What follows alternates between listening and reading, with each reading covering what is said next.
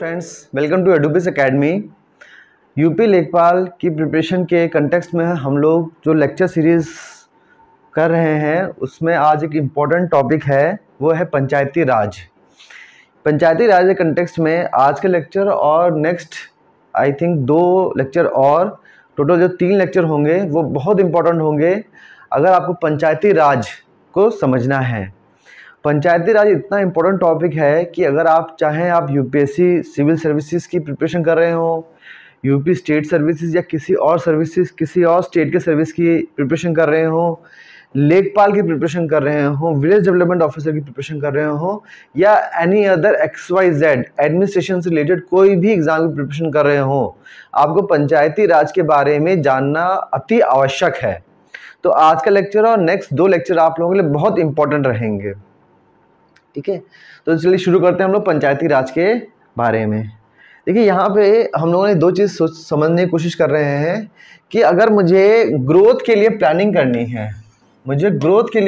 करनी है तो उससे रिलेटेड जो प्लानिंग होती है उसके कौन कौन से मॉडल होते हैं, मतलब कैसे कैसे मैं अपनी प्लानिंग कर सकता हूँ ग्रोथ के लिए। 2 अप्रोच होती हैं। देखिए, एक होती है टॉप डाउन अप्रोच, एक होती है बॉटम अप अप्रोच।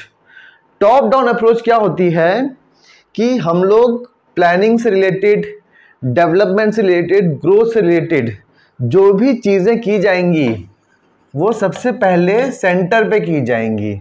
यहाँ से पहले यहाँ पर सारी प्लानिंग कर दी गई, सारे इंस्ट्रक्शन किसको दे दिए गए, स्टेट्स को दे दिए गए। ठीक है, और वहाँ से इंस्ट्रक्शंस कहाँ चले गए, डिस्ट्रिक्ट पे, और वहां से इंस्ट्रक्शंस कहाँ गए, छोटे छोटे टाउन्स में, वहां से इंस्ट्रक्शंस गए विलेजेस में। तो इस तरीके से होती है मेरी टॉप डाउन अप्रोच। क्या हो रही है कि जितनी भी प्लानिंग हुई फॉर डेवलपमेंट एंड ग्रोथ और जितना भी एडमिनिस्ट्रेटिव डिसीजन मेकिंग है, जितना भी फंड एलोकेट हो रहा है, सब की प्लानिंग कहाँ पे हो रही है, केंद्र स्तर पर हो रही है। वहां से जितने भी इंस्ट्रक्शंस हैं, फाइनेंस है, स्टेट को दिया जा रहा है, स्टेट से डिस्ट्रिक्ट को दिया जाता है, डिस्ट्रिक्ट से छोटे टाउन्स को दिया जाता है, और वहां से अल्टीमेटली जो इंस्ट्रक्शंस हैं, फाइनेंस हैं, विलेजेस तक पहुंच पा रहे हैं। ठीक है, तो इसकी काफ़ी सारी खामियां हैं कि देखिए खामी क्या होती है, इसकी क्या क्या इसकी नेगेटिव पॉइंट है कि देखिए सेंटर पे जो प्लानिंग की जा रही है, देखिए इस फ्लो चार्ट से देखते ही हमें समझ में आ रहा है कितना ज़्यादा डिस्टेंस बढ़ जा रहा है, डिस्टेंस इसमें कितना ज़्यादा बढ़ जा रहा है। तो यहाँ सेंटर में रखे जो प्लानिंग हो रही है उनको ग्रास रूट लेवल पर क्या ज़रूरत है, क्या परेशानी है, वो एग्जैक्ट उनको पता नहीं चल पाता है, इसीलिए प्लानिंग बहुत बार सक्सेसफुल नहीं हो पाती है। तो एक ये अप्रोच थी हमारी टॉप डाउन अप्रोच। एक अप्रोच है हमारी bottom up approach, bottom up approach. उसमें क्या हो रहा है, उसमें जितनी भी हमारी प्लानिंग हो रही है वो सब किस लेवल पे हो रही है, हमारी विलेज लेवल पर प्लानिंग हो रही है। ठीक है, प्लानिंग, डेवलपमेंट,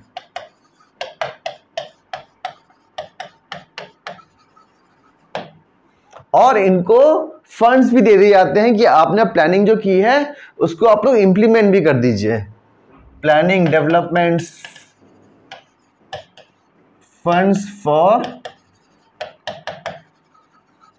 इंप्लीमेंटेशन, ये सारी चीजें किस लेवल पे मिल जाती हैं, छोटे स्तर पर, जो एक ग्रास रूट लेवल पर सारी फैसिलिटीज मिल जाती हैं प्लानिंग के लिए भी और फंड्स के लिए भी।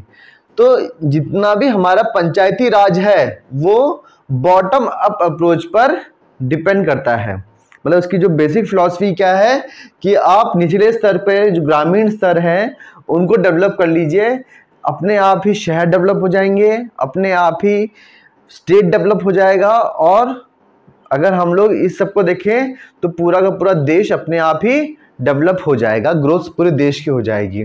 तो ये बेसिक फिलॉसफी है हमारी पंचायती राज की। पंचायती राज इज डिपेंडेंट ऑन, इसकी जो फिलॉसफी क्या है, बॉटम अप अप्रोच है। ये फिलॉसफी गांधी जी की फिलॉसफी पर बेस्ड है। जैसे हम लोगों ने यूपी लेखपाल के फर्स्ट लेक्चर में हमने यही समझा था। गांधी जी का बेसिक स्टेटमेंट क्या है उनका कहना क्या था? India lives in villages. Bharat जो है वो गांव ग्रामीण क्षेत्रों में निवास करता है। तो अगर हमें गांव का विकास कर दें हम लोग, तो भारत का विकास ऑटोमेटिकली हो जाएगा। ठीक है, तो इसमें हम लोग क्या देख रहे हैं कि पंचायती राज है, it is a system of rural self government या गवर्नेंस बोल सकते हैं इसको। ठीक है, मतलब ग्रामीण जो क्षेत्र है वहां के जो निवासी हैं वो अपना शासन स्वतः करें, खुद ही अपना शासन करें, उनको ऊपर से कोई इंस्ट्रक्शन ना आए। इस फिलॉसफी का ये मानना है कि गांव के जो निवासी हैं वो ज़्यादा केपेबल होते हैं, अधिक वो केपेबल होते हैं अपनी परेशानियों को समझने के लिए और उसका निवारण करने के लिए। वो ज़्यादा तत्पर होते हैं, वो केपेबल होते हैं और वो इसके लिए मोटिवेटेड भी होते हैं। सेंटर में जो बैठे हुए हैं वो ना ही उनको इतनी परेशानियों के बारे में पता रहता है, ना ही उनके ग्राउंड रियलिटीज़ के बारे में पता होता है, और कौन कौन से तरीके हैं जिसके थ्रू वो परेशानी हट सकें, और कौन कौन सी फैसिलिटीज चाहिए, इनके बारे में जो स्टेट पे और सेंटर पे बैठे हैं उनको इतनी जानकारी नहीं है। जो गांव पे निवास कर रहे हैं, जो फार्मर हैं, वही आपस में तय करें कि उनकी क्या दिक्कतें हो रही हैं और कैसे उनका सॉल्यूशन चाहिए। तो पंचायती राज क्या है? It is system of rural self governance. इसका मतलब क्या होता है? पंचायती राज से क्या हो रहा है? डेमोक्रेटिक डिसेंट्रलाइजेशन हो रहा है। ठीक है, डेमोक्रेसी का बेसिक क्या है? By the people and for the people end of the people. मतलब जनता है वो खुद ही देखे कि क्या परेशानी आ रही है, खुद ही चुने कि ये परेशानी कौन दूर कर सकते हैं और कैसे दूर हो सकती हैं। तो सिर्फ और सिर्फ ये पहले जब देश आज़ाद हुआ था तो सारी चीज़ें कहाँ हो रही थी? केंद्र स्तर पर हो रही थी, वहाँ से राज्य स्तर पर जा रही थी, और वहाँ से जितने भी इंस्ट्रक्शंस थे वो गाँव पे थोप दिए जाते थे। तो जिसकी वजह से गांव हमारे सही से विकसित नहीं हो पा रहे थे। लेकिन इस फिलॉसफी के अंदर क्या बोला गया कि जितनी भी डेमोक्रेसी के जितने भी फंडामेंटल्स हैं वो सबसे पहले कहाँ दिए जाएं? वो ग्रास रूट लेवल पर, विलेज लेवल पे दिए जाएं। विलेज डेवलप हो जाएगा, अपने आप मेरा सेंटर डेवलप हो जाएगा, देश डेवलप हो जाएगा। ठीक है, एम क्या था? To build democracy at grass root level. चलिए, ये तो हो गया हमारी बेसिक फिलॉसफी कि पंचायती राज का क्या बेसिक फंडामेंटल क्या उसकी सोच है। ठीक, अब ये है कि पंचायती राज से रिलेटेड क्वेश्चन जो आते हैं वो आते हैं कि पंचायती राज का एवोल्यूशन कैसे हुआ। ठीक है, ये सोच कैसे डेवलप हुई और अल्टीमेटली उसको संवैधानिक उसको वैधता, कॉन्स्टिट्यूशनल वैलिडिटी कैसे मिली। तो आइए उसके बारे में थोड़ा सा हम लोग देखते हैं। जब हमारा देश आज़ाद हुआ, उसके बाद देश जब रिपब्लिक हुआ, आज़ादी इंडिपेंडेंस होती है और रिपब्लिक मतलब क्या होता है? गणतंत्र हो गया। जब उसके बाद प्लानिंग कमीशन का गठन हुआ, योजना आयोग का गठन हुआ 15 मार्च 1950 को। इसमें जो सबसे बड़ी कमी थी वो क्या था? प्लानिंग कमीशन किस पे बेस्ड था? वो टॉप डाउन अप्रोच पे बेस्ड था। मतलब इसकी बेसिक फिलॉसफी यही थी कि सभी लोग बैठकर सेंटर पे प्लानिंग करें, सारे इंस्ट्रक्शन स्टेट पे जाएं, स्टेट से डिस्ट्रिक्ट पे जाएं, और अल्टीमेटली वो विलेज पे जाकर वो थोप दिए जाएं। इस प्लानिंग कमीशन की बेसिक फिलॉसफी यही थी, जिसकी वजह से काफ़ी सारी जो प्लानिंग है, जो डेवलपमेंट हो जाना चाहिए था, वो सही से हो नहीं पाया। फिर हम लोग देखते हैं कि हमारे ये जो है ये अलग सा पॉइंट है, इसको यहाँ पे हम लोग देख रहे हैं कि जो कॉन्स्टिट्यूशन में जो आर्टिकल हैं जहाँ पे पंचायती राज के बारे में लिखा हुआ है, ये हम बाद में दोबारा देखेंगे, वो है आर्टिकल 243 से 243O। यहाँ पर पंचायती राज के बारे में लिखा हुआ है। उसके बाद ये जो आप लोगों के सामने है ये हम नेक्स्ट क्लास में भी डिस्कस करेंगे। आर्टिकल 243P से आर्टिकल 243ZG तक म्युनिसिपैलिटी के बारे में डिस्कस किया गया है। तो चलिए अब हम लोग जल्दी से फिर से अपने उसी सीक्वेंस में आते हैं कि प्लानिंग कमीशन का सबसे पहले गठन कब हुआ? 15 मार्च 1950 को। इसके ये किस पे बेस्ड था, टॉप डाउन अप्रोच पे बेस्ड था। उसके बाद 1952 में नेशनल डेवलपमेंट काउंसिल का गठन हुआ। ठीक है, प्लानिंग कमीशन और नेशनल डेवलपमेंट काउंसिल कैसे वर्क कर रही हैं, कैसे काम कर रही हैं, इसके लिए एक कमेटी बनाई गई, उसका नाम है बलवंत राय मेहता कमेटी। ये कमेटी का गठन हुआ है जनवरी 1957 में। इसने अपनी एक रिपोर्ट दी, कब, नवंबर 1957 में। इस रिपोर्ट में सबसे पहले ये बोला गया, ये रिपोर्ट इंडिया में सबसे पहले इसने बोला कि जो गवर्नेंस है, सिस्टम ऑफ गवर्नेंस, उसके 3 टियर होने चाहिए। मतलब इसने सबसे पहले पंचायती राज के बारे में इसने डिस्कस करना शुरू किया कि ऐसा नहीं होना चाहिए कि एक ही स्तर पर पूरा सारे डिसीजन ले लिए जा रहे हैं।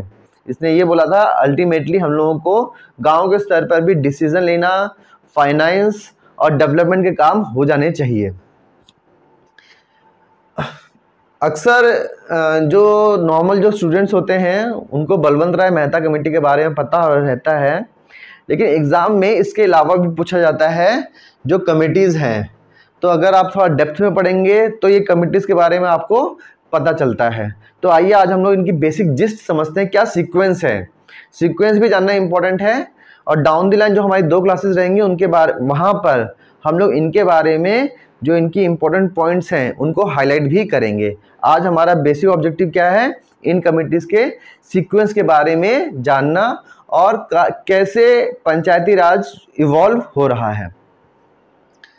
बलवंत राय मेहता कमेटी ने नवंबर 1957 में रिपोर्ट सबमिट की, जिसमें पहली बार पंचायती राज के बारे में डिस्कस किया गया। उसके बाद नेक्स्ट कमेटी आई अशोक राय मेहता कमेटी 1977। नेक्स्ट आई दांतेवाड़ा कमेटी 1978। उसके बाद आई हनुमंत राव कमेटी 1984। ये बहुत बार पूछ लिया जाता है, अशोक राय मेहता कमेटी तक काफ़ी लोगों को याद रहता है, इसके नीचे बहुत कम लोगों को याद रहता है जो थोड़ा डेप्थ में पढ़ते हैं, इसीलिए ये सीक्वेंस आप लोग बहुत ध्यान से याद कर लीजिएगा।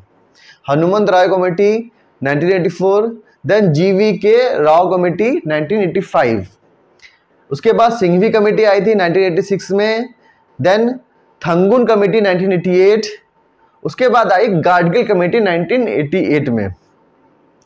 Gadgil committee, it becomes the basis upon which Panchayati Raj gained constitutional status. अभी तक सारी कमेटी बात कर रही थी, लेकिन अभी तक पंचायती राज को संवैधानिक वैधता, कॉन्स्टिट्यूशनल वैलिडिटी अभी तक मिली नहीं थी। गाडगिल कमेटी का जो रिपोर्ट आई उसके बेसिस पर पार्लियामेंट में डिस्कशन हुआ और पंचायती राज को कॉन्स्टिट्यूशनल वैलिडिटी मिली। वो कैसे मिली हम देखते हैं। गाडगिल कमेटी के बाद राजीव गांधी गवर्नमेंट जब आई थी 1989 में, उस गवर्नमेंट में पार्लियामेंट पर ये ट्राई किया गया पार्लियामेंट में कि पंचायती राज को कॉन्स्टिट्यूशनल वैलिडिटी मिल सके, लेकिन वो अनफॉर्चुनेटली हो नहीं पाया। उसके बाद VP सिंह गवर्नमेंट आई, जो नेशनल फ्रंट गवर्नमेंट भी कहते हैं, इसने भी ट्राई किया, लेकिन ये गवर्नमेंट बहुत देर तक नहीं रह पाई। 1989 टू 1990 बहुत कम महीनों तक रह पाई थी। तो इसका भी जो सपना था कि पंचायती राज को कॉन्स्टिट्यूशन वैलिडिटी मिल सके, वो इस गवर्नमेंट में भी नहीं हो पाई। देन आई 1991 में नरसिम्हा राव गवर्नमेंट, ये कांग्रेस गवर्नमेंट थी। इस गवर्नमेंट में पंचायती राज को कॉन्स्टिट्यूशनल वैलिडिटी मिल सकी। ठीक है, फिर हम देखिए दोबारा आते हैं यहाँ पे, जो हम लोग यहाँ पे लिखा था कि कॉन्स्टिट्यूशन में अमेंडमेंट किए गए और कुछ आर्टिकल्स डाले गए। आर्टिकल 243 से 243O में पंचायती राज के कंटेक्स्ट में सारे जितने भी पॉइंट्स हैं वो सब जाके इंक्लूड किए गए। ठीक है, उसके बाद देखते हैं हम लोग कि आर्टिकल जो है 243G, उसके अंदर 29 सब्जेक्ट्स लगाए गए। ये 29 सब्जेक्ट्स पंचायती राज का क्या वर्क है, क्या जोन है, किस किस जोन में पंचायती राज काम कर सकते हैं। ठीक है, उनका वर्क स्पेस क्या है, कौन कौन से उनके कहाँ पे उनके राइट्स हैं, वो 29 सब्जेक्ट्स के बारे में आर्टिकल 243G में लिखा गया है। इनका जो डिटेल है 240 जो 29 सब्जेक्ट्स हैं उनका जो डिटेल डिस्कशन है वो कॉन्स्टिट्यूशन के 11th शेड्यूल में प्रॉपरली मेंशन्ड है। तो हम लोगों को ये ध्यान रखना है 29 सब्जेक्ट्स क्या क्या हैं, ठीक है, 11 शेड्यूल क्या होता है, 243G क्या होता है। तो नेक्स्ट लेक्चर में हम लोग अपने पंचायती राज से रिलेटेड डिस्कशन को और बढ़ाएंगे, साथ में बने रहिएगा। पंचायती राज मैं फिर से बता रहा हूँ बहुत इंपॉर्टेंट टॉपिक है, आप किसी भी एग्जाम की प्रिपरेशन करें। नेक्स्ट 2 लेक्चर में आपको और इम्पोर्टेंट इन्फॉर्मेशन मिलेंगी पंचायती राज के बारे में। अगर आपको कुछ और भी जानना है नेक्स्ट 2 लेक्चर में वो तो आएंगी चीज़ें। If you want to know something else कि आपको, हाँ, if you have some doubt तो कमेंट सेक्शन में आप लोग प्लीज़ बताएं।